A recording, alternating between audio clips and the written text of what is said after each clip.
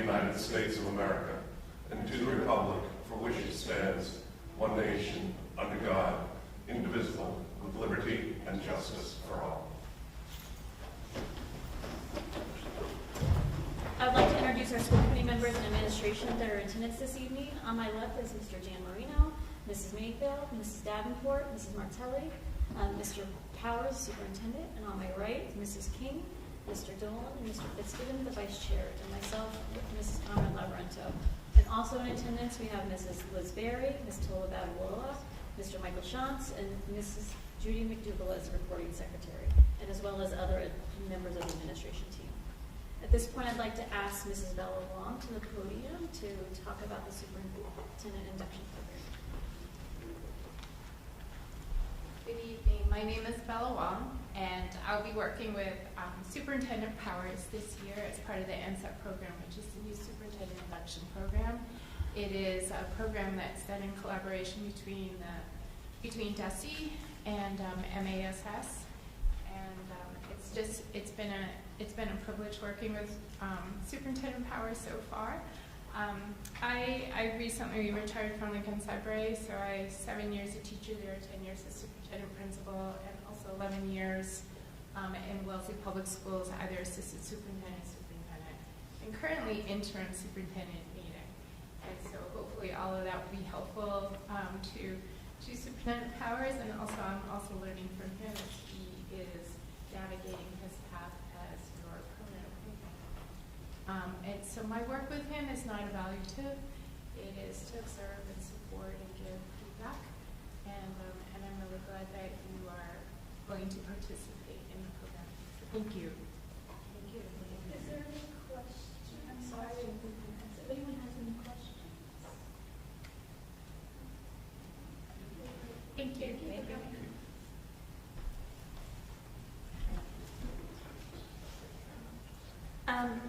At this point, I will entertain a motion to approve. The next item on the agenda is the consent agenda. And I will entertain a motion to approve the consent agenda as presented. So moved. Second. A motion been made by Mr. Dolan and seconded by Mr. Fitzgibbons. All those in favor? Aye. All those opposed? Motion passes. At this time, move into correspondence and recognition. Each month, I will continue to report on emails and correspondence from members of the school community. This month, the school committee received emails, or this month, the last 2 months actually, so we went to reading that.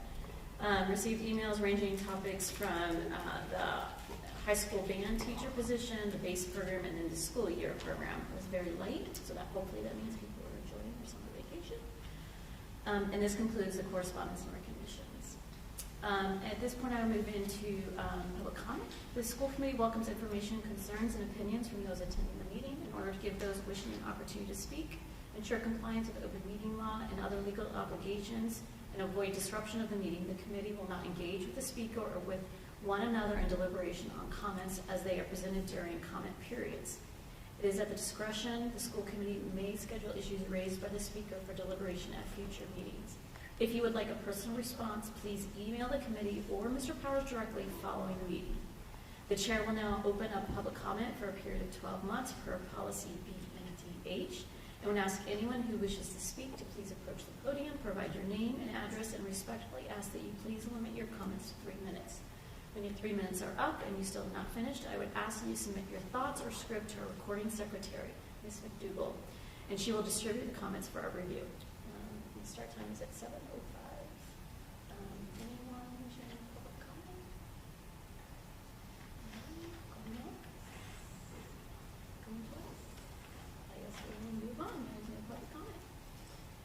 Next, I will move on to the administrative and school committee reports and the report of the superintendent, Mr. Powers.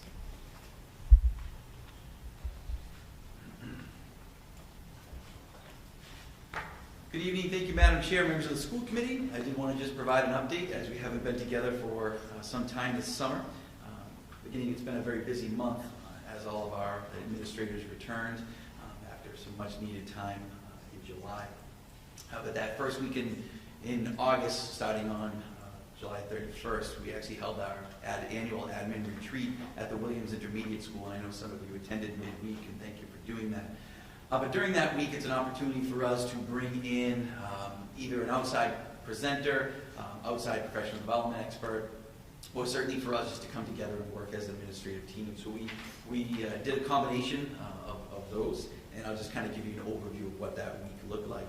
To start the week on Monday, we did welcome and introductions. As you know, we've had several new staff members join the administrative team, so that was an opportunity for us to get to know each other, kind of laid out what the week would look like, and then actually Mr. Jovelos, former Director of Student Services, came back to conduct a CPI training, the Crisis Prevention Institute Restraint and Nonviolence De-escalation training for our administrative team. On Tuesday, we had an outside presenter, Mr. John Guilfoyle from the Guilfoyle Group, come and present to the administrative team on crisis management and communications. Again, ranging from the smallest level of crisis or event that may happen at school and how to manage and communicate that to certainly some of the ones that we had last year and how to better maybe communicate that with the public. But it was great. It was very informative. I think we all walked away with definitely some good resources and some things to think about. In the afternoon, we had Dr. Elizabeth Englander from Bridgewater State University, their MARC Center, which is the Mass Aggression Reduction Center that is sponsored by Bridgewater State University. And she conducted a bullying and cyberbullying training for our administrative team. So now they have their certification, and so they're able to turn around and train other staff members throughout the school year. So that was Tuesday. On Wednesday morning, Mary Ellen Swarter, our district attorney, came in and did a legal update for the administrative team. She always does an annual legal updates on things, topics ranging from recent case law to student discipline. This year, she spent a lot of time on the 504 process. So those are some of the items that she covered, and then obviously spends a lot of time on Q&A, as we always have questions that come up throughout the year. That afternoon, we had Mr. Dave Castelline, who you've probably heard us speak about over the years. Dave was a former school administrator, and he's spent quite a bit of time in the district over the last few years working with our administrative team. We've always gotten great feedback and great reviews about his work with our principals and assistant principals and central office staff. So he came back to do another session around student discourse and accountable talk, which you'll obviously hear where you've probably seen already in our student success plan. That's something that we really want to try to roll out this year with our teachers, but we obviously know we need to start with our administrators first so they have an understanding of that. So that concluded Wednesday. Actually, I should say Wednesday afternoon, members of the school committee did come over to the Williams, and that was a great opportunity for us to hear from each other. Our administrative team was able to share with you some of their background and information, and then obviously we heard from you as well, and just talking about ways we can support and work together. So I thank you for those that were able to make it over. On Thursday, we really spent the majority of the day working on district initiatives. So we looked at our student success plan and really started to unpack that. Ms. Babahola gave a great presentation for our building and district admin on the budget development process. We feel like it's never too early to start talking about that, and certainly where Tyler and I will be starting from the beginning this time around. It was important that we just kind of reiterate some of those best practices that we've had in place and potentially look at any changes that we can make. So that's really, and then Ms. Joyce and Ms. Richards did some work around the instructional framework. Obviously, we always say our building leaders need to be instructional leaders as well, so we should certainly make sure we spend time talking about teaching and learning. And then we actually have a follow-up meeting tomorrow with the admin team to continue on some of the work that we started in early August. This past week, we actually held new staff orientation starting yesterday and continuing on today. It was great. I think we welcomed 24 staff members, around 24 staff members yesterday, between teachers and ESPs. So it was great to have them. Wide variety of experiences. We had some that are just graduating from college. We have others that are transferring from other districts. So really, we're excited about the new staff joining us. Yesterday was really, again, kind of a district overview. Each of the department heads, central office administrators, school administrators were able to kind of share some of their words of wisdom about what they individually do in their department, and then across the district as well. And then thankfully to Mr. Lucini, who graciously donated a coach bus as he does every year, we took a tour of the district. So that's always, I think, a highlight, and you've probably seen Ms. Sidorowicz put some of the pictures on social media. If you haven't seen those yet, please check them out. We tried to capture the new staff at their new buildings at some locations, so that was great. We came back today for educator evaluation training with Ms. Carol Gregory from Rivas and Associates. She was a former assistant superintendent for human resources and has done this eval training, educator evaluation training for us for a number of years. So that was this morning and this afternoon. I led the new staff in our ALICE response protocols, our active intruder, active shooter response protocols. That was this afternoon. And then we'll welcome back all of our staff next Tuesday for convocation, and 2 days worth of professional development next Wednesday and Thursday. I did mention Mr. Lucini. I did have an opportunity to speak with him last week just to kind of check in on how we're ready to go for the start of the year. He was very excited. He felt as though this is one of those summers where he has all of his staff in place. He's confident that their buses will roll out, vans will roll out on time, and we won't have any issues. We certainly always know the first few days of school, because some of the routes are new.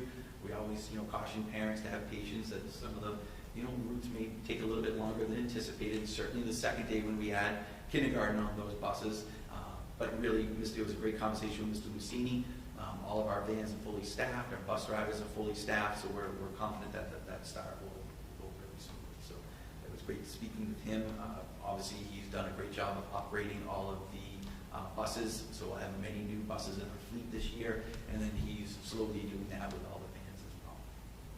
I obviously did want to just acknowledge Ms. Bella Wong and thank her for her support over the last couple of weeks as I am participating in the new superintendent's induction program. We've had one session, a full session with the full group, but I've had several conversations with Ms. Wong, and it's been very beneficial to myself, so thank you to the school committee for supporting that. I did want to just share and highlight, and I'm sure I'm going to steal some of Ms. Healy's thunder here, but we did have a couple of new administrators that started with us during the summer. I think you knew that Mr. Jared Lucia, one of the high school teachers, moved up to become an assistant principal here at the high school. But Mr. Jay Lander has joined us as one of the special education administrators, and Mr. Michael Cruz is the new assistant principal at Rainham Middle School. So they both joined us this summer, and we're very excited to have them. As again, we continue to kind of build out our team. I'm very confident and pleased with what we have been able to have in place. And I did obviously want to just thank and acknowledge too Mrs. Barry. Mrs. Barry will be staying on with us, so we're very excited to have her stay in her role as assistant superintendent. So that's my update for the summer.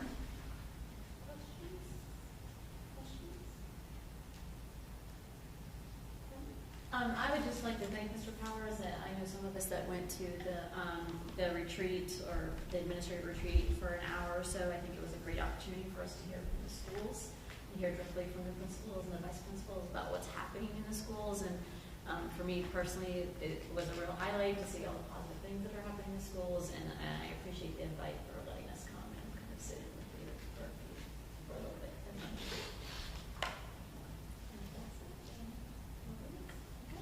Thank you. Thank you.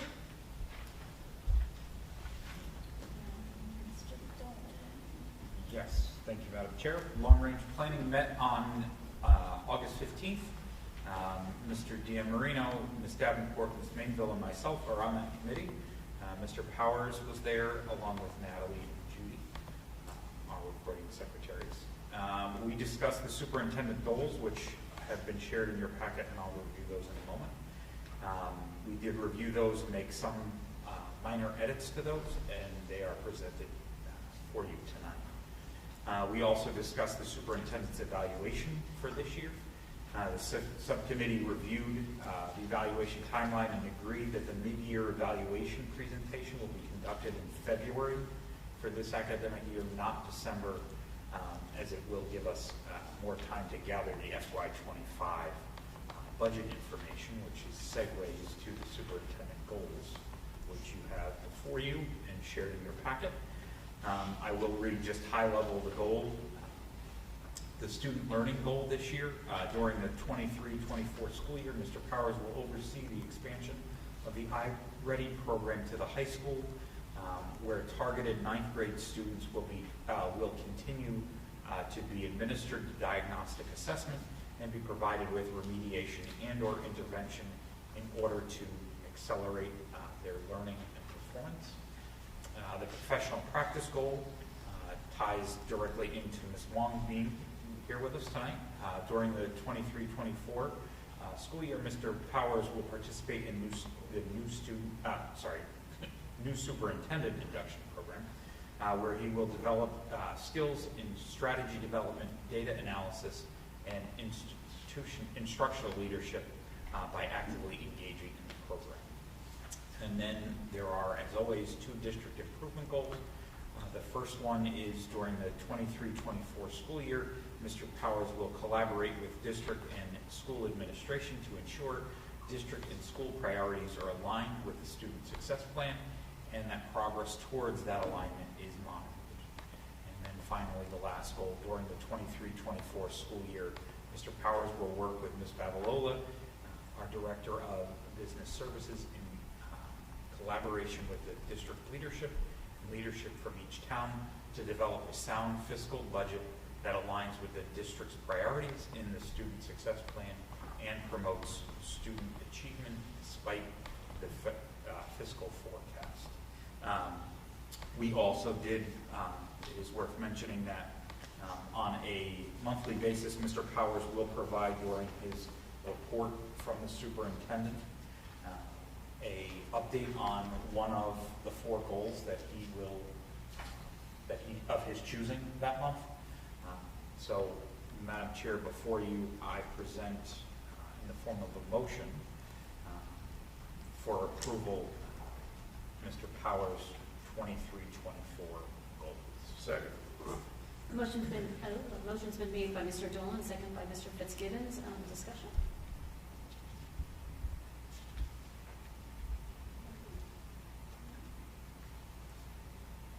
Okay. Well, all those in favor? Aye.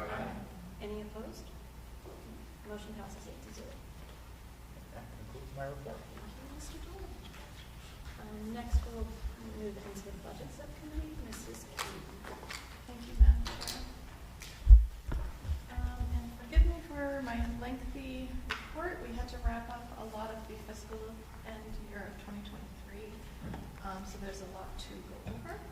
On Monday, August 14th and Monday, August 21st, 2023, the Budget Subcommittee met at 7 p.m. in the Superintendent's Conference Room.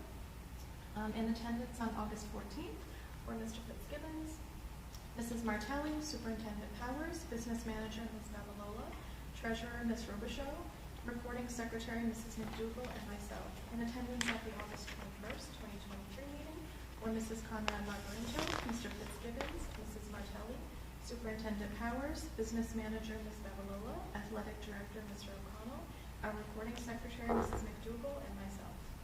On August 14th, 2023, we discussed the following. First on the agenda was the fiscal year 2023 end-of-year review. For the first item, Ms. Babalola presented the payroll carryover monies that need to be carried over from fiscal year 2023 to fiscal year 2024. For example, these are mostly payroll items that are straddling the 2 different fiscal years of 2023 to 2024. Those payrolls that will get paid out in 2024 need to be paid in the new fiscal year. I've put those in the drive for the payroll carryovers as described. Accordingly, Madam Chair, I make a motion to approve payroll carryovers totaling $318,441.40. Second. Motion's been made by Mrs. King and seconded by Mr. Fitzgibbons. Any discussion? Does anyone have any questions on those carryovers? All those in favor? Aye. Any opposed? Motion passes. The second carryover would be the vendor carryovers from fiscal year 2023 to fiscal year 2024. These are vendor services or purchase orders that have been billed and contracted in fiscal year 2023, but have not yet been received or completed work for the fiscal year in 2024. So those are being carried over. That again was added to the drive for you to review those items. Accordingly, Madam Chair, I make a motion to approve fiscal year 2023 vendor carryovers into the fiscal year 2024 fiscal year in the amount of $3,360,392.50. $572.93. Second. Motion's been made by Mrs. King and seconded by Mr. Fitzgibbons. Any questions or discussion? All those in favor? Aye. Any opposed? Motion passes. All right, the third carryover that Ms. Babalola submitted were the following state function category transfers following the end of year audit. As you know, we certify the preliminary budget with DESE each year. As part of the year-end process, money moves from line to line to cover under and overages in each budget line. These adjustments require a vote of the school committee as we close out the budget. Once these budget is closed, the lines are adjusted, but the budget total remains the same. So the budget has not changed from the fiscal preliminary budget, but we do need to finalize how the budget was ended and how we are certifying it to DESE at the end of the year. Accordingly, Madam Chair, I make a motion to bring forward to approve changes to the state function code categories as follows. Increase of $363,995.84 to the 1000 series admin technology. Decrease of $724,479.88 to the 2000 series instructional services. Increase of $1,091,803.29 to the 3000 series other student services. Decrease of $808,848.55 to the 4000 series operations and maintenance. Decrease of $825,950.67 to the 5000 series fixed costs. Increase of $681,111.19 to the 7000 series acquisition and improvement. No change to the 8000 series debt retirement school construction, and an increase of $222,368.78 to the 9000 series programs with other schools. Second. A motion's been made by Mrs. King and seconded by Mr. Dolan. Any discussion or questions? All those in favor? Aye. Any opposed? Any abstentions? Motion passes. Finally, the last transfer that Ms. Babalola asked for consideration is a transfer of $250,000 into the Bridgewater Rainham Regional School District IT Stabilization Fund. She noted that she is confident that the budget can support this transfer. Since we opened the IT Stabilization Fund, we have been transferring monies into that account at the end of each fiscal year for use regarding IT technology items. We are now a one-to-one district, and as we saw in our last budget, that line item was taken out of the operational budget when we made cuts. So going forward, we are hoping to keep a healthy balance in here to support the Chromebook one-to-ones in the district, as well as system upgrades and maintenance to support that. Accordingly, Madam Chair, I make a motion to transfer $250,000 from the fiscal year 2023 carryover funds to the IT stabilization fund. A motion's been made by Mrs. King and seconded by Ms. Martelli. Any discussion or questions? I have a question. Yes. What is the carryover fund exactly? Do you mean where are those funds coming from? Yeah, it says it's coming from, the 250 is coming from the carryover fund, right? Ms. Babalola, do you want to answer? Yes.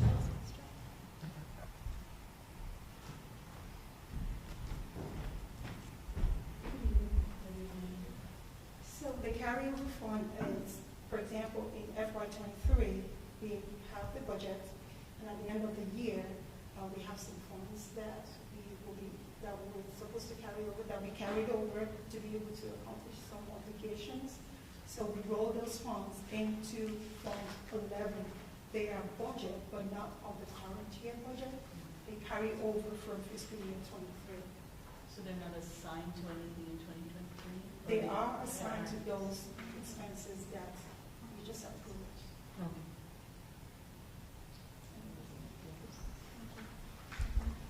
Okay. Are there questions or discussion? Yep, so we did have those funds in the 7,000 series. They were in the fiscal year 23 budget. We had $300,000 in that line item, which we did not do anything with. that year. We did transfer last, I don't remember which month, we did transfer 50,000 towards the end of last fiscal year. We still have 250,000 that we had not carried over yet, pending the end of year certification.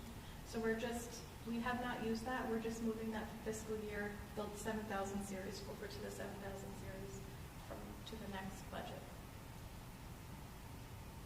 Thank you. So basically, Mrs. Key, we got the money, we didn't use it, or roll. Exactly, yes, sorry. Any other questions or discussion? All those in favor? Aye. Any opposed? Any abstentions? Motion passes. Other discussions we had during that August 14th budget meeting, Mr. Powers gave a brief track and tennis update at the time, but the bids did not close until August 16th, so we did not get much of an update at that time. We'll get back to that at the end of the report. Ms. Healy also brought forward the substitute rates for discussion, as she had some concerns filling positions that she had. However, at the time, the subcommittee did not have a quorum, and we also decided to revisit this during the next budget cycle, so no action was taken. The Williams roof and window update, Mr. Powers did give an update on both projects, that they have been completed, and they have not had any issues following recent rainstorms. No action was taken. George Mitchell Elementary School, Mr. Powers did give an update on the project that is nearing completion with some of the outstanding issues, and no action was taken. Payroll and warrant schedule was presented. That was under the consent agenda, so I have no action to take at this time. Other items that did come up under other. The BASE program, as an update, Mr. Powers had met with the new director of BASE regarding their practices, procedures, and budget. Once enrollment was finalized, more assessments will be made with that new director regarding any mid-year changes that we might need to take. And no action was taken at that time. We're going to touch base with him once school gets settled in probably October. The cherry sheets did come out. Mr. Fitzgibbons brought that up, so we did get an update on that. Mr. Powers had given an update that Bridgewater Rainham did come out with more than anticipated revenue of approximately $864,000. Also, the last item that Ms. Babalola presented that had come up, there was one employee timesheet that was presented after the fiscal year June 30th ended. So that does need to be voted on and approved to pay that in fiscal year 2024. Accordingly, Madam Chair, I make a motion to approve the payment of an employee timesheet submitted after June 30th, 2023 in the amount of $1,562. Second. Motion's been made by Mrs. King and second by Mrs. Martelli. Any questions or discussion? All those in favor? Any opposed? Any abstentions? Motion passes. Okay. On our second meeting on August 21st, 2023, the Budget Subcommittee met again regarding one agenda item to discuss the track and tennis field update following the bid close on August 16th. On August 17th, Mr. Powers met with the engineer to discuss and open the bids that were received. We received two bids, which were received on August 16th from Lawrence Lynch and Brad Construction. As you are aware, the committee had tentatively approved and put aside $1.5 million to be used for this project. At the end of last fiscal year, Ms. Maceda had also put aside $200,000 for the project, anticipating a rise in cost. This design process has taken approximately 1.5 years, which is much longer than we had anticipated, and the prices have increased significantly on all aspects of the project since we started the design process. Rad Construction came in with a bid at $2,963,325. Lawrence Lynch, the second bid, came in at $2,599,132.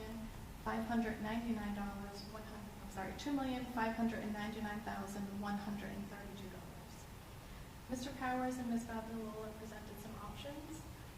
It was presented that we could potentially go out and try and get lower bids.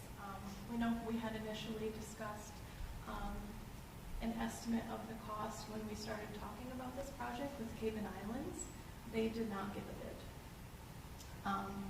So there was a discussion, do we go out and hopefully try and get lower bids? A second option, separate out the two projects, as we did bid it out as one entire project for track and tennis, or two separate projects, the track itself as well as the tennis itself.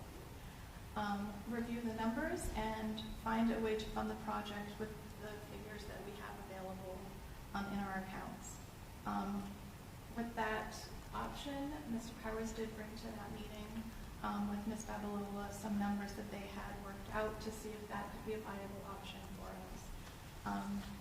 That is also the last page of my report, if you want to look at that as well as we talk about that.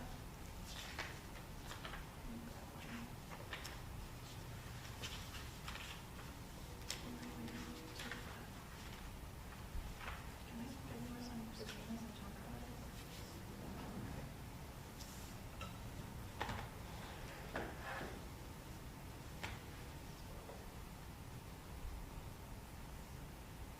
It's not there.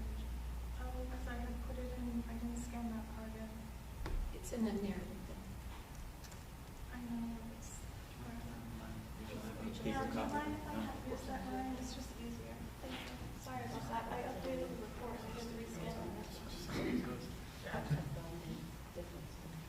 All right, so Mr. Powers had, and Ms. Babalola had gone over the numbers with the 1.5 set aside, plus the 200,000, coupled with the, so 1.5 carryover capital that we are moving over from, all right, sorry. Carryover capital leftover fund in the amount of $25,931.23. Facilities and ground funds, funds that were earmarked for TV panels in capital, and $423,200.77 from E&D. As well as we do have school choice funds in the amount of $150,000, which potentially could be used for the parking lot. If anyone did not see that graphic that was initially, I can pass this down if you want to look at that. Putting all of those funds together from E&D as well as different funds that we had available in facilities, school choice, fiscal year track that Mrs. Macedo had put aside, as well as carryover capital. We could make the lower estimate bid for Lawrence Lynch in the amount of year $2,599,132. We had a very long discussion in budgets of which is the fiscally responsible thing to do. Do we wait and see if the prices are going to go up? We've already talked about this project for a year and a half. We've told the community that this is something that's important to us. So we all agreed that it was something that we really need to do. If we separate it out, do we say that the tennis, we don't need that? Do we not? The tennis courts that we do have are at the Bridgewater Middle School, which is not ideal, and we don't know how much longer they'll be able to be used. Mr. O'Connell had talked about they have been using them for their matches. However, they do add about another hour and a half because they don't have 5 courts. So that's also a problem with that. My concern is always taking money out of D&D. I know that's always Mr. Dolan's concern as last budget chair. We do have enough money in other funds, but we would need to pull $423,000 out of D&D. Currently, Ms. Babalola has said we have $1,714,210 in E&D, which is kind of like our savings account. If we pull that figure out, we would end with $1,291,109.23.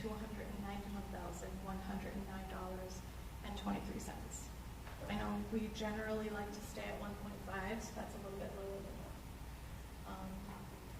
So those are the several options. Do you guys want to talk about that then? I will put the motion on the floor so we can talk about it. I'll second. Okay, Motion been made by Mrs. let me, Oh. think, Oh, sorry, sorry. sorry. I made my I thought you motion, made that. sorry. So I would like to make a motion to accept the track and tennis court project bid from Lawrence Lynch for $2,599,132, which is the full project bid for tennis and track. Second. A motion's been made by Mrs. King and seconded by Ms. Martelli. Discussion. Questions? Mr. Damon.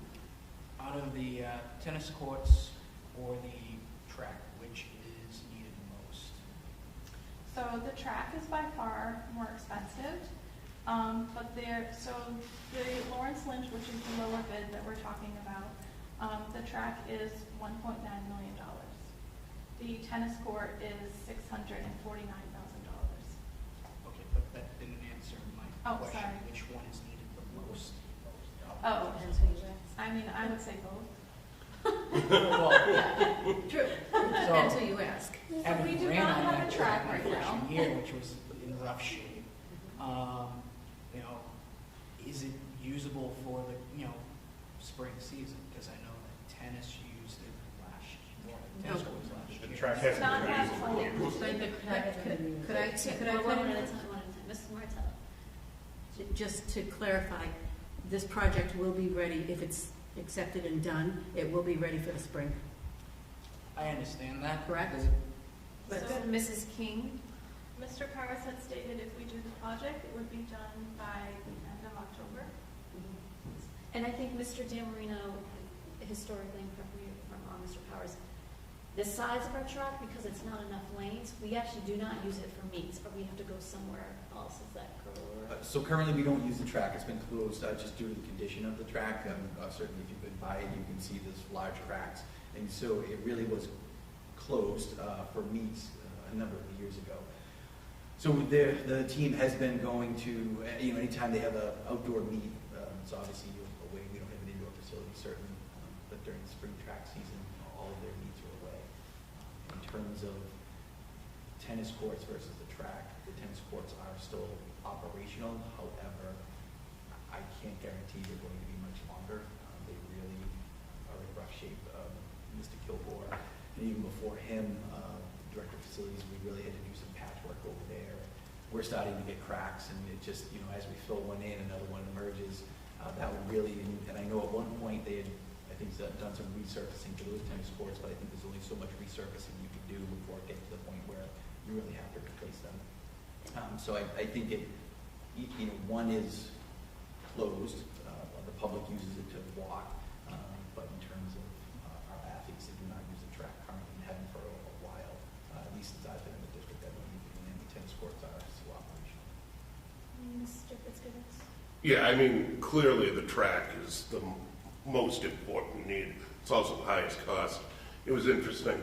The bids came in for the track, both came in essentially at $2 million. The low bid came in 1.9 and change. The high bid came in at 2.0 and change. The low bid for and this is where they differentiated themselves, the low bid for the tennis court came in at 600 and something for the tennis court. And the high bid came in at 800 and something. And I guess I would just say, if we're, and then you know me, Mr. Demmer, I'm always about prioritizing spending and what are our priorities about. We need a new tennis court. That tennis court was old when I coached Babe Ruth at the batting cages that used to be up on Crane Street. That's how old, they are. And it's time we have a tennis court on the high school facility, in my opinion. The cost isn't going to go down. We're not going to get a better deal going forward. It'll probably only go up. So let's just bite the bullet and do it. That's my opinion. That's why I voted the way I did in the subcommittee. And I think some of the conversation to add, Mr. Fitzgibbons, was currently at the high school for gym, PE. The PE classes use different aspects of the high school in the fields to do activities on. I mean, they actually cannot use the tennis courts because they're across the street, so they do not go over to Bridgewater Middle, where, I know from just having a kid at the high school, like they actually do golf on the grass. They do different things, use different aspects aspects, the gym of the high school where they cannot use actually the tennis courts because they are across the street.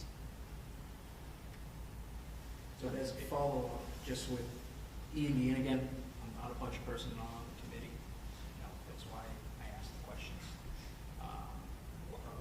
Just people out there kind of scratching their head. These funds from E&D, we were told, well, strike that, rewind.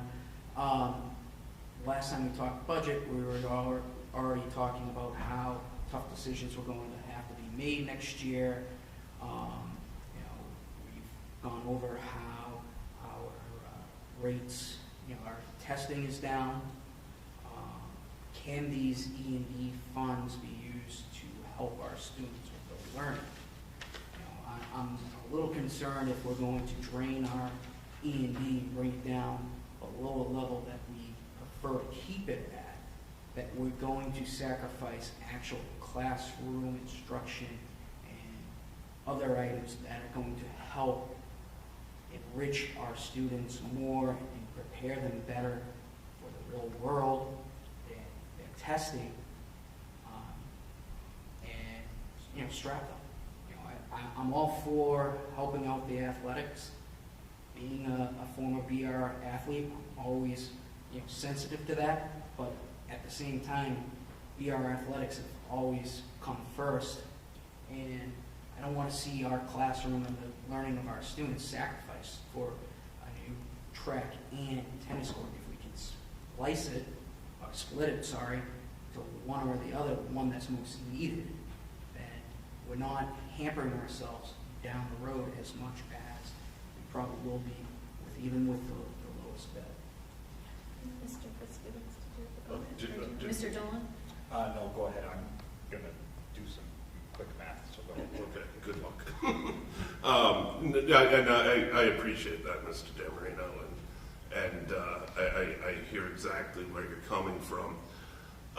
When we use E&D money, we're using, I'll call it one-time money. It's money that we didn't spend last year, that we can't anticipate coming in next year in our revenues. So we can't increase staff with E&D. We can't increase that kind of stuff with E&D. We could do one-off projects with E&D around teaching and learning, et cetera, like that, but you would never want to use E&D money to hire somebody that you're just going to have to lay off the next year because, oh, well, we just had that money for 1 year because it happened to be in our savings account. Yeah, we're a couple $100,000 below where we want to be, but I will say, and you know, this really caught my interest when you look at it, is, you know, we're going to take the 150, notionally, we're going to take the $150,000 from incoming school choice students and apply it to $150,000 for the parking lot, as Ms. King said. And so that makes sense that those kids probably all drive because they're coming from other towns than Bridgewater and Rainham, further away. So it makes sense to give them a place to park when we do this construction. So that's a good use of those funds. As Ms. King said, we've got $1.7 million out of the other money that, you know, we've already accumulated. Then we actually, because of where we were in our budget cycle, we were actually able to do a $300,000 capital IT project before the end of last year that was built into our budget for next year that, you know, we were going to take from. So that freed up that money to go there. So there's $2 million out of the 2.5-ish, and that's why there's about a $400,000 gap. So we've got, what, 80% of it covered, and are we taking a little bit more than we'd like to? Absolutely. But in the grand scheme of things, I think we'll be okay once E&D is certified at the end of this year, because this is just the current balance, right, Mrs. King? It's not what we're gonna be certified up to, and so we should be able to replace it, I would think. So, for all those reasons, that's why I voted yes, but, you know, you certainly make up your own mind. Mrs. Mangum. What will be the process for monitoring the project, ensuring that it stays on budget? And is there a different process if it's combined or separate? So, Mr. Powers, Sure, so the contracting companies that have put the bid in, they're bidding on both projects.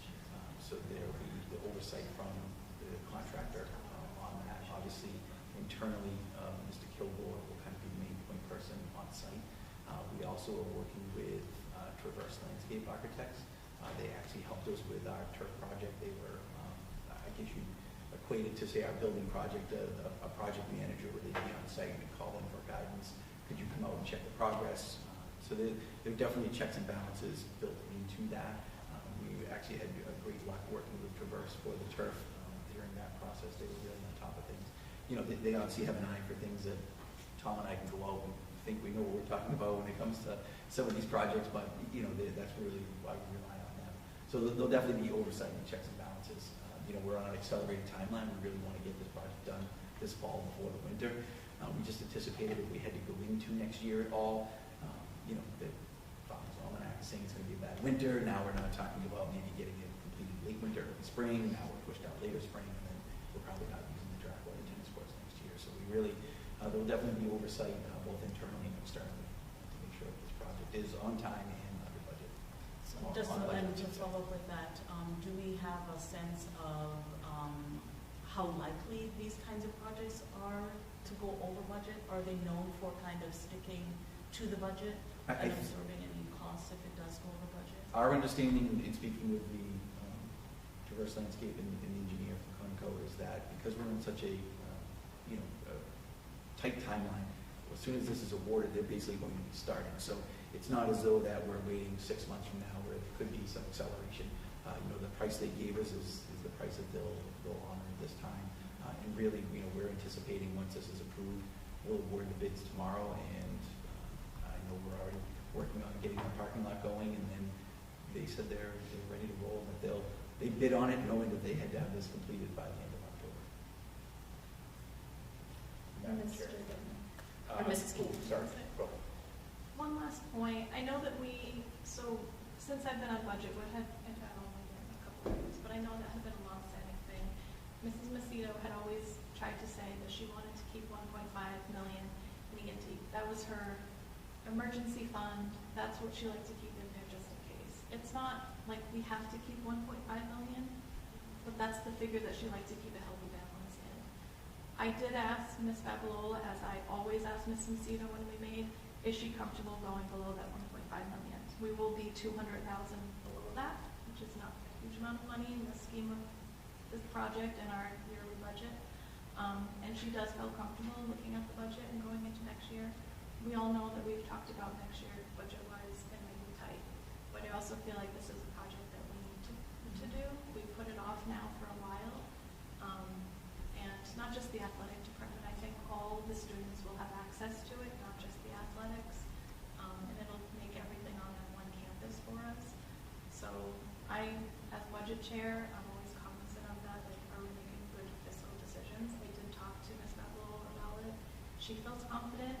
I wouldn't have presented it if I didn't think it was a good idea. I know Mr. Dole was nervous about that, and I don't want you to know. What are your concerns? And So, Madam Chair, if I may, through you to Mrs. Babalola, the 1,714,210, is that what's in E&D now, or is that what will be certified in October? No. So you anticipate that number to go up Yes. when we certify in October? Yes, absolutely. Okay. I hate to ask this because I don't want you to feel like I'm going to hold you to it. But how much higher do you anticipate that to go up? Is it 200,000 more, where it's you alleviate my pit in my stomach right now, or is it $1,000? In terms, are you talking in terms of Yes. It would be more than 200,000, so that's a big thing between 2.5 and 3.5. That will certify in October Yes. to put in? Or that would be the total? That would be. Okay. That alleviates all of my concerns. So can we just, because I don't know if everybody heard it, so you anticipate, we're not going to hold you to it. Right. Right. You anticipate that in October, when we certify, that our E&D at that point will be between 2.5 and 3.5 million. Did I hear that correctly? Yes, that would be including the 1.2 if we're taking out the 423,000 towards this project. So, wait a second. So, yeah, that, Wait, Sorry. So does that include the, It sounded like you said we're gonna add between 1.3 and 2.3 to the 1.2 because you've already subtracted, That's what okay. in your mind, Yeah. the So the total- 400 some. Yeah, Yeah. yes. So, okay, yes, so we'll be between 2.5 and 3.5, okay. yes. All right, thank you. That alleviates Your a lot of my concerns, especially coming, and we heard Mr. Powers' goal for FY '25 is, one of that district goals is the budget for FY '25. We are staring down a pretty horrendous budget cycle coming. Sorry. Thanks. But that's the, that's the reality that we face, and as much as when I was on budget, I pushed for the track and tennis court, and specifically pushing to have the tennis court here at the high school. That was one of my big things. Going below 1.5 is a major concern of mine, but if you're saying we're not going to do that come October when we recertify, then I'm comfortable moving forward with the vote as presented. Other questions or discussion? Yeah, Yeah, I'm Mrs. sorry. Miller? What's the life of the project once it's done? Like, how long can we expect to have the tennis court and the track in good I will ask condition? Mr. Powers. I can say that it depends on the maintenance and the upkeep. You know, there are obviously, you can reseal it and maintain it that way. But we anticipate, I think when we look at the current track and obviously the tennis courts, you heard Mr. Fitzgibbon say, have been around a long time. So they've gone on their shelf life. I know we can prolong it as long as possible with the maintenance and upkeep. I don't have an exact number on how long it will last, but I can certainly. And we have the budget for that? Like, Oh, we have Mr. Kilgore and staff. pardon? We have Mr. Kilgore and staff here. Yes, they can do, They're the ones that they can do a maintain. lot of the maintenance and. They upkeep. do a lot, sorry, they do a Some of lot that of maintenance specialty for work, us. we would have to bring, say, an outside company in to, do like sealant on the track or back on some of the sealing and the patchwork on the tennis courts we can do with the track, we'd probably bring an outside vendor. Mr. Kilgore. According to the architect, the top coating has a life expectancy of 17 years. So, And we can prolong that's the maintenance? how, if we take care of it, we'll get more out of it. If we don't take care of it, we'll get less out of it. So on average. Yeah, he said life expectancy out of this new compound is 17 years. Thank you. And I would just add, because thank you, Mrs. Mainville, for giving me the opportunity to say what I'd love to say. We're really good at building things in Bridgewater. We're really bad at maintaining them. I want stuff maintained. Thank you. Well, and I think this is, I will just add, Mrs. Mainville, this is a conversation we actually had at budget, is just, Mr. Dolan, it's going to come to you, is long-range planning every year considers the capital, 10-year capital budget, and an IT capital budget is where do we think about the fields, the athletic piece, how does that play into long-range planning? What do we need to think about in maintaining, and if we need new things? Again, we need to think about academic also, but if we need to, so how does that get filled or thought about with long-range planning? Other questions or discussions? Seeing none, there was a motion made by Mrs. King and seconded by Ms. Mertelli. All those in favor? Aye. Any opposed? Any abstentions? Motion passes 8-0. Okay. Still on the track and tennis regarding funding, with that bid, we do need to use part of that, which was on the graphic, the different funding methods, $150,000 of school choice funds to pave the parking lot at the high school, which would then allow them to do the tennis courts at the top parking lot. So that being said, I make a motion to spend $150,000 using school choice funds to pave the parking lot at the Bridgewater Rainham Regional High School. Second. Motion been made by Mrs. King, a second by Mr. Fitzgibbons. Discussion. And I will just add is part of the parking lot we have to, so we are losing parking spaces because of the tennis courts at the high school. And so that's part of the reason that we need to, if you will, not add a parking lot, but add to the parking lot the $150,000 to get those spots. And Mr. Powers will break about even, or we may lose some spots even with the new parking lot, but Yes, correct. nothing substantial. Correct. All those, seeing there's no discussion or no questions on that, all those in favor? Aye. Any opposition? Any abstentions? Motion passes. And then the third motion to go with that, the EMC needs to be a separate vote. So that being said, I make a motion to approve the allocation of $423,200.77 from the Bridgewater Rainham Regional School District Excess and Deficiency E&D Fund, once certified, to complete the track and tennis court project. Second. Motion been made by Mrs. King, second by Mr. Fitzgibbons. Any discussion? This is really just to make it all legal. All those in favor? Aye. Any opposed? Any abstentions? Motion passes. Thank you. My last note, kind of going what Mrs. Connor and Labyrinto said, Mr. Powers did update the budget sub that the softball and baseball coaches had requested us to look at some updates to their field as well. So that was a discussion that we had with Mr. O'Connell and Mr. Powers, potentially to have long-range planning look at that, where we can do that in the budget, but also the other clubs and teams, such as music, etc.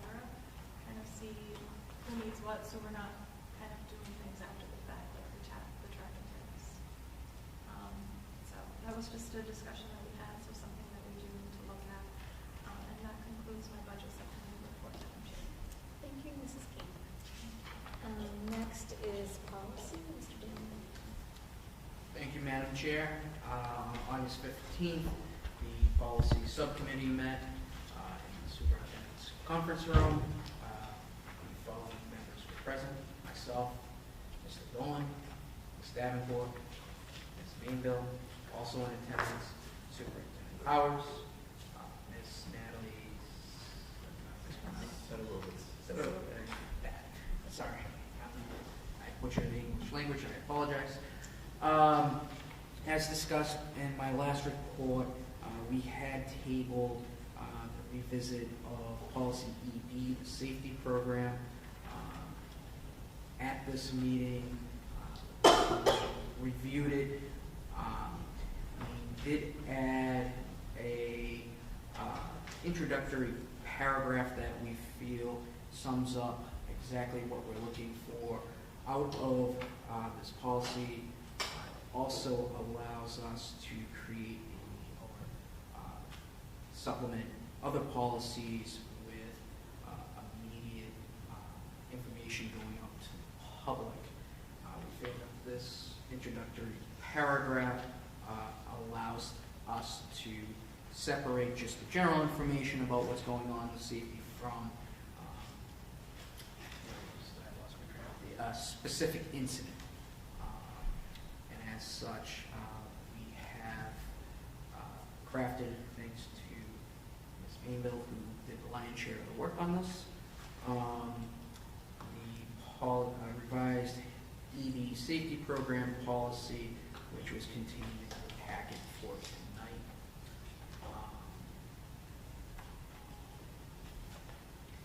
So what we did ask,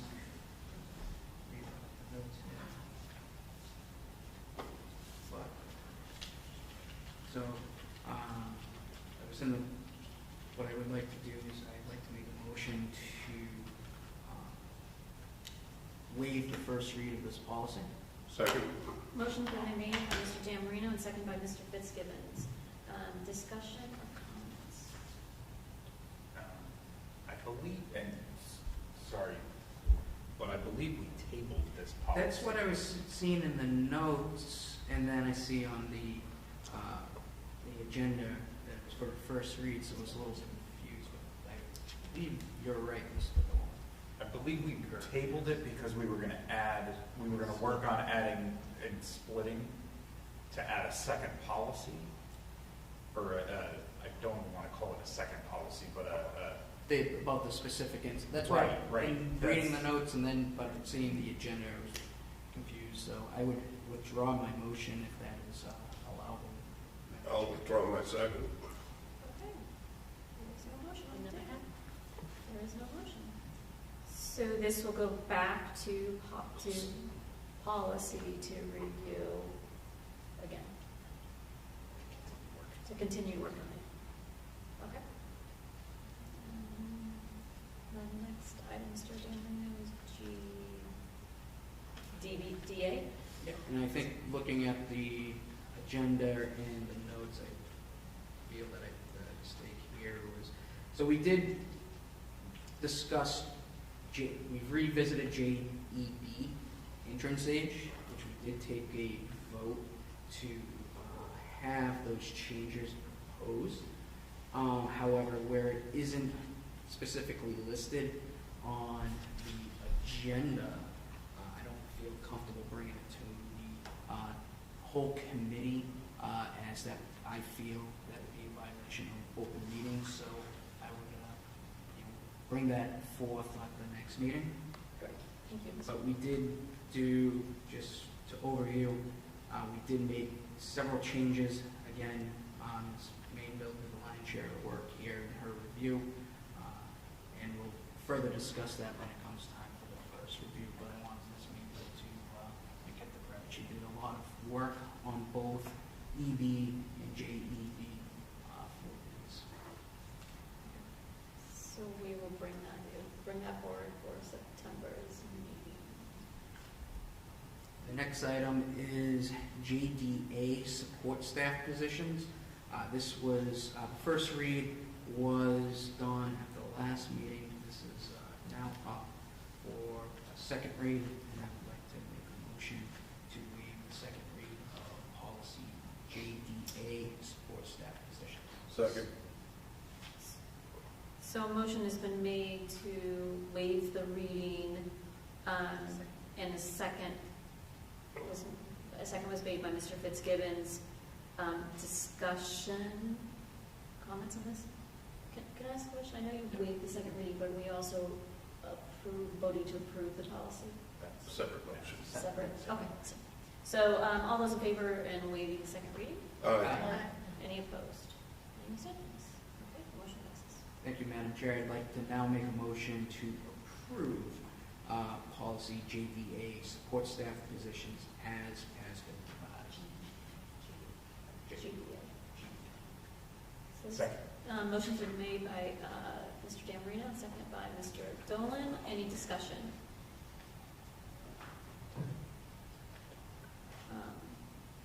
Seeing none.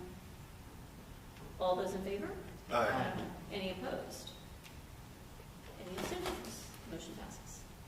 So the remainder of our subcommittee meeting, we discussed about policy development. There have been two suggestions brought forth, one by Mr. Fitzgibbons, one by Superintendent Powers. The first brought by Mr. Fitzgibbons, which was about a policy, creation of a policy about superintendent recruitment and selection. We voted in favor of taking this up, and this will be part of our next subcommittee meeting, is crafting that policy. The other is the distribution of flyers and notices. Again, we discussed it. We will be taking that up at the next subcommittee meeting to draft that. One other item that was brought up. Ms. Mainville was approached by a community member who had brought up concerns about the release of balloons at events. And discussing that, Mr. Dolan had a thought about maybe tying that into the policy regarding idling buses. We did table it to discuss it further at the next meeting, so that would be at least 3 of the items on our next agenda if anybody's interested. And that is my report. Thank you, Mr. Dammer. Next up is community liaisons, Mr. Fitzgibbon and Mrs. Mayfield. I will start by saying I think I agree with you, Madam Chair, that people are enjoying their summer vacations. I haven't heard anything from folks in the community for the last month or so around the school. Sure. Thank you, Mr. Fitzgibbon. Mrs. Mayfield. I had 2 community members reach out, one asking how they can be more involved and support the district, and the other wanting us to consider using Hillsdale curriculum for K-12. Great. Thank you, Mrs. Mainville and Mr. Fitzgibbons. Next on the agenda is personnel update. Mrs. Haley, you've been very busy. Your team has been very busy.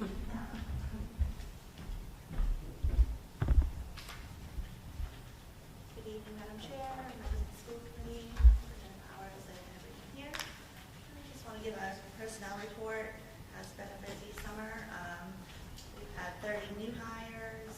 This is as of, from 6/10, so early June to 8/18. 30 new hires, 17 reassignments, 2 retirements, 2 leave of absences, 5 maternity leave of absences, 1 termination, 15 resignations, and 8 rehires. And Superintendent Powers mentioned some of our administrative team, and we have a lot of great, like you said, a lot of great new staff coming aboard, our ESPs, a lot of young people from DSU and other local colleges coming to get their foot in the door and hopefully be educators after a year or 2 in the system, hopefully. Looking forward to them all being here with us. Questions for Mrs. Haley? I have questions too, whether you can answer maybe Mr. Powers. Your team has been very busy, which is great. At this point in the school year, because we are less than 2 weeks away from starting, where are we at with open positions? I mean, where are we at with open positions? Thank you. Right now we have 1 position, SLP position, that was actually not filled last year, I believe. So that's one that we're still trying to fill. We have a couple long-term sub-positions for those maternity leave of absence. Actually, we only have 1. I shouldn't say a couple. We have 1 right now, but we have some anticipated openings in the fall. So we have a couple high school positions, one that is of concern, the music department. There has not been any movement with that one as far as I know, and also a math position at the high school for maternity leave. We do have quite a few candidates for sub-teachers who we're looking at certification for any of our high school, middle school level, or elementary. We have a lot of elementary, but the high school is usually the hardest to fill.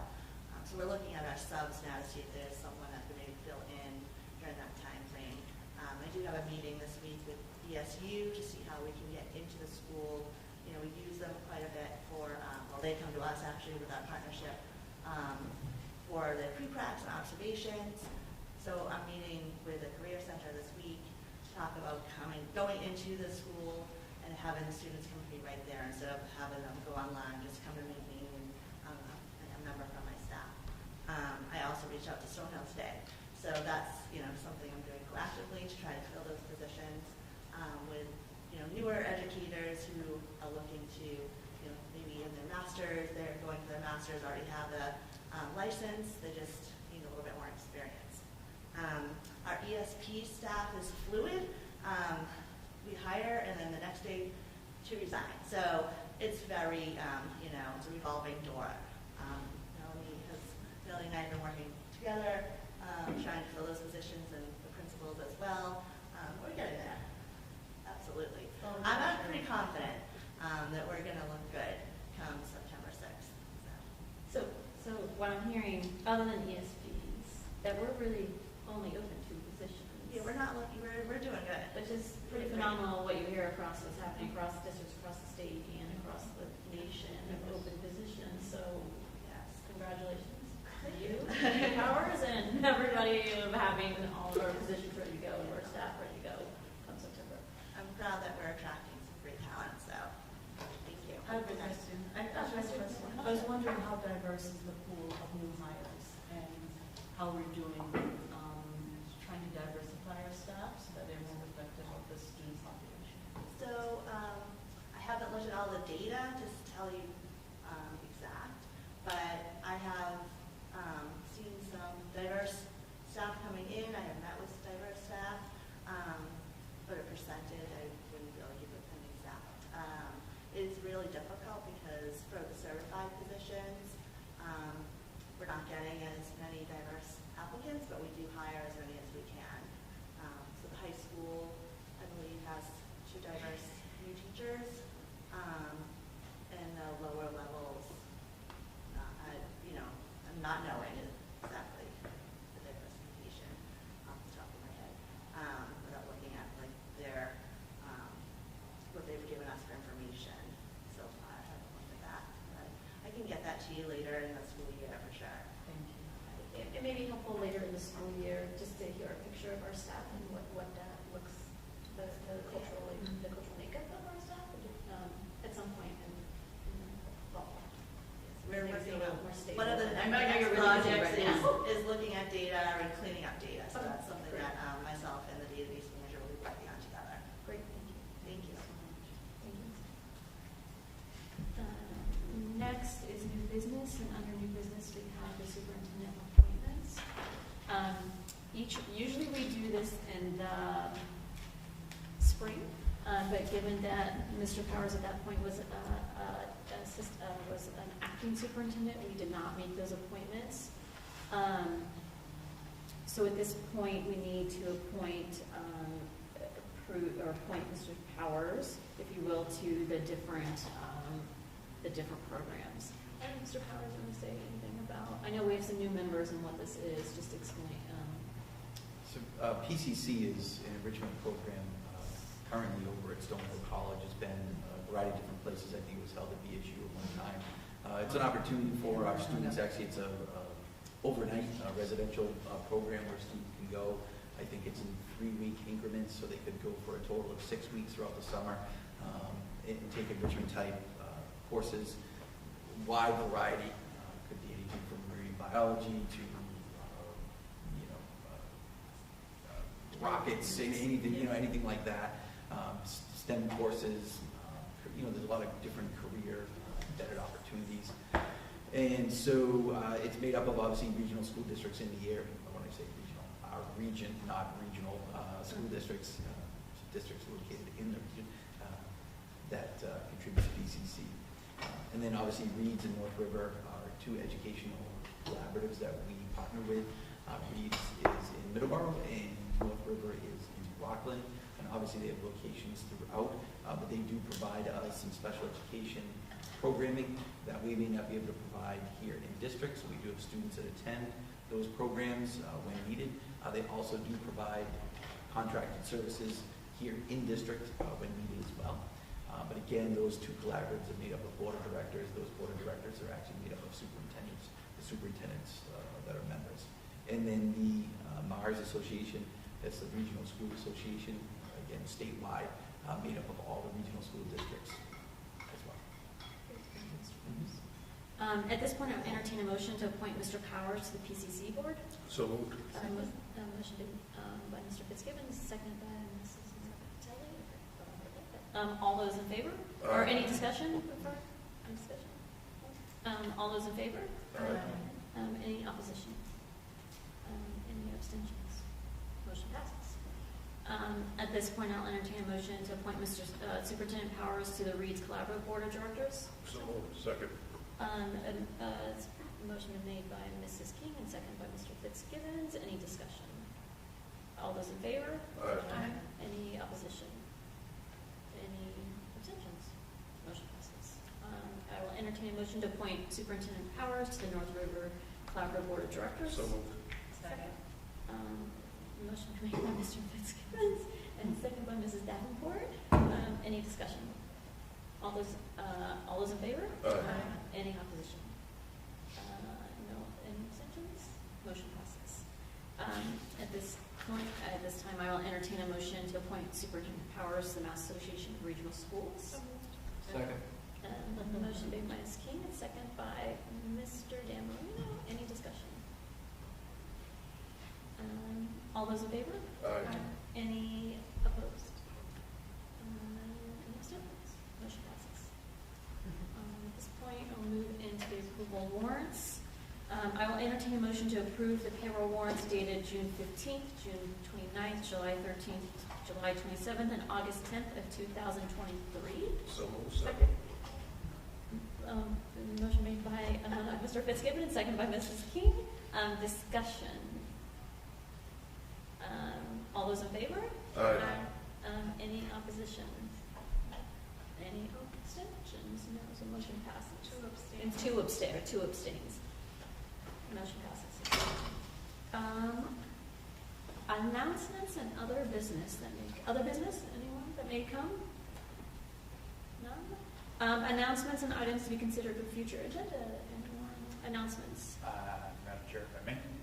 The Bridgewater Rainham Educational Foundation is hosting a Touch a Truck event at Bridgewater Middle School on September 9th. So come check it out. Any other announcements? I will just say, one is I'm super excited and would welcome the staff back next week, I believe, and Tuesday, and then students come back the following week. Very excited, it's that time of year. And then also I'll just announce that next week the school committee will we will be in a training by the MAC, Mass Association of School Committees, and that our next meeting will be held on September 20th in the library at the Raynham Middle School. This concludes our regular meeting, and I'll entertain a motion for adjournment. Did who? I didn't hear. The Marino. The motion was made by Mrs. Davenport and seconded by Mr. Dan Marino. All those in favor? Aye. Any opposed? Nope. Motion passes.